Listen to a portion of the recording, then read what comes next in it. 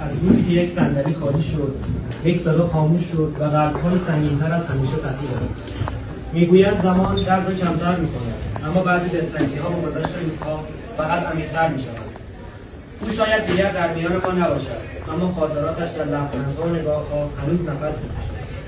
چهلم یعنی یاد گرفتن زندگی با جای خالی یک عزیز، یعنی پذیرفتن اینکه بعضی رفتن‌ها بازگشتی ندارند، اما عشقشان همیشه می‌ماند.